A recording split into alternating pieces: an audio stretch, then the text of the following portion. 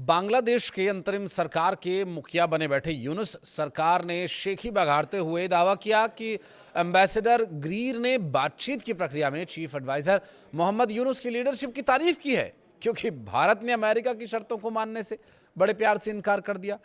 तो नया नया हमारा दुश्मन बनने की ट्रेनिंग ले रहा बांग्लादेश ट्रंप को तो प्यारा लगेगा ही।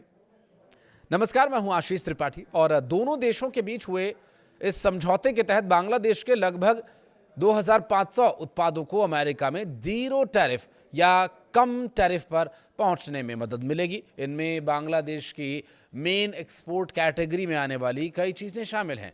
इसके अलावा आयातित अमेरिकी कपास के इस्तेमाल से बनाए गए कपड़ों की भी अमेरिकी बाजारों में जीरो टैरिफ पर एंट्री होगी।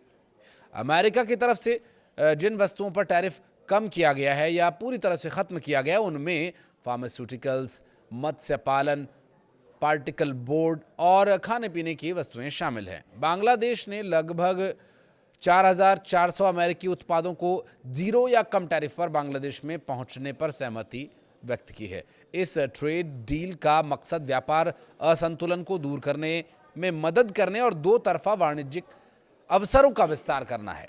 इस ट्रेड डील के तहत दोनों देशों में अमेरिकी कपास और फाइबर का उपयोग करके बनाए गए कुछ बांग्लादेशी कपड़ों पर परिधान निर्यातों पर जीरो रेसिप्रोकल टैरिफ लगाने का विषय है और इससे बांग्लादेश के टेक्सटाइल सेक्टर को काफी फायदा होगा, जिसके लिए अमेरिका काफी बड़ा बाजार है।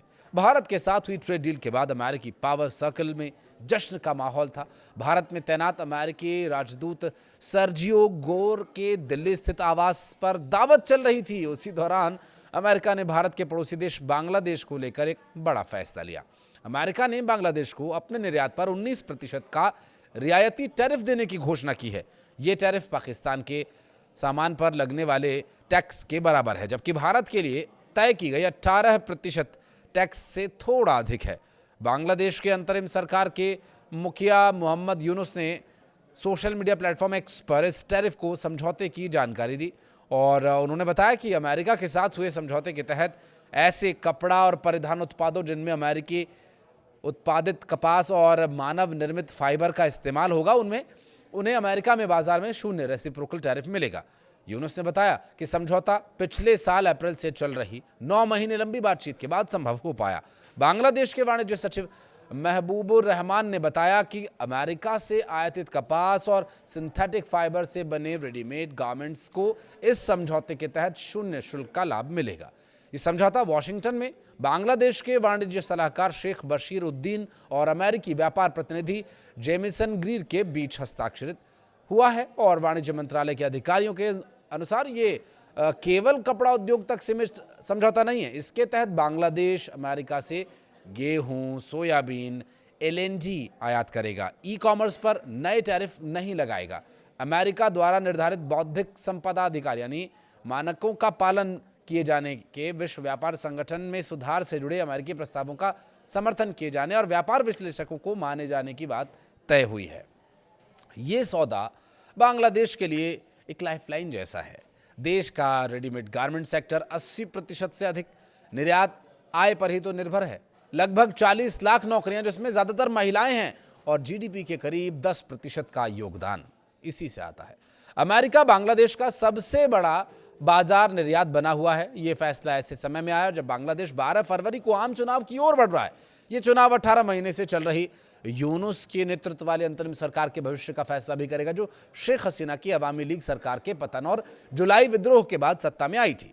कुछ ही दिन पहले अमेरिका ने भारत के लिए टैरिफ को 50% से घटा करके 18% पर ला दिया था।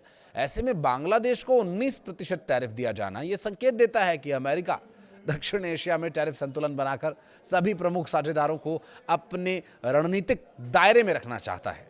और राजनीतिक विश्लेषकों का मानना यह है कि जिस सर्जिया गोर के घर भारत यूएस डील के बाद जश्न चल रहा था, उसी समय बांग्लादेश को यह टैरिफ गिफ्ट मिलना महज संयोग नहीं है। यह अमेरिका के उस व्यापक रणनीति का हिस्सा माना जा रहा है जिसके तहत वो भारत, बांग्लादेश, वियतनाम और अन्य एशियाई देशों के बीच नियंत्रित प्रतिस्पर्धा बनाए रखते हुए अपने भू राजनीतिक हित को साधना चाहता है।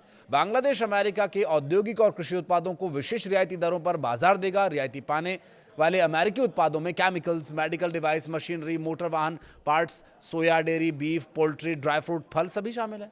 अमेरिका ने बांग्लादेशी उत्पादों पर रेसिप्रोकल टैरिफ 19% तय किया, जिस पर सहमति भी हो चुकी है। वहीं कुछ उत्पादों पर 0 टैरिफ लगाया जाएगा।